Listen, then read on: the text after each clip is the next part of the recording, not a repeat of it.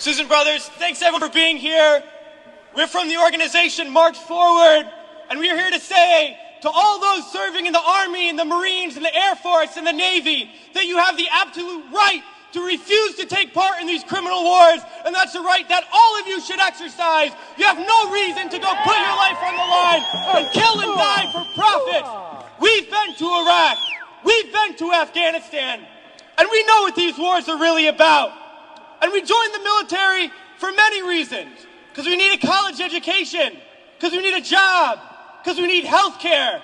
And then we joined the military, and they tell us that our enemies are poor people in caves in Afghanistan, or poor people in the deserts of Iraq. But we've been to those countries, and we know that our enemies are not other poor people abroad. Our enemies are the people that laid us off from our jobs, that denied us health care, that make it impossible to get an education. Our enemies are not in the poorest countries on the planet, but right here in the richest one.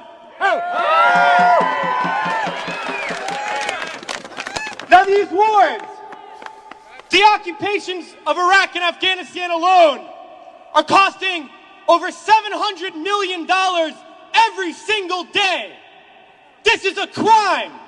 Every single day, while so many of us are hurting. Well, I think all of us here, and the vast majority of people in this country, would agree that we can spend $700 million a day better than bombing people that we have no reason to bomb. We can spend $700 million a day rebuilding those countries we've destroyed. We can spend $700 million a day caring for the veterans we get home when they get home. And then we can spend $700 million a day giving every single person health care, a college education, a job, and a livelihood, and a home. That's what we need to be spending our money on.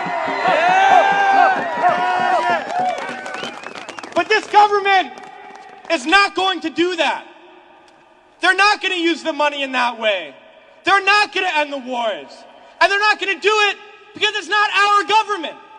It's their government.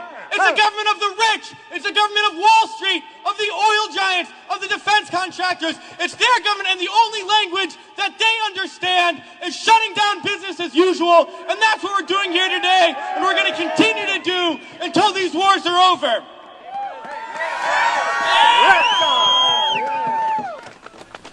Well, it's crystal clear now that these wars are going to continue and expand and go into other countries. That is the trend. That is what we know, that there is perpetual war, and it's only going to stop if the people stand up and stop it. And that's what we're going to do, sisters and brothers.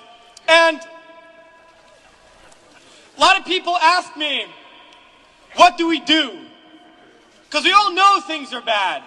We all see the atrocities on TV. We read about it. We experience it.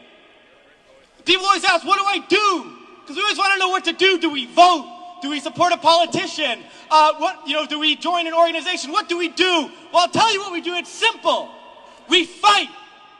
We fight and we fight and we fight, and we shut down our workplaces. We shut down our schools. We shut down the streets. We shut down business as usual. And we fight until we force the people in there to do what the people out here want. Because that's how we're going to get around, and we're going to fight until there's not one more bomb drop, not one more bullet fired, not one more soldier coming home in a wheelchair, not one more family slaughtered, not one more day of U.S. imperialism. So let's fight to make that happen. We can do it today and in the days ahead. We have to fight to end these wars and create a better world, sisters and brothers. So join us in that fight. Thanks.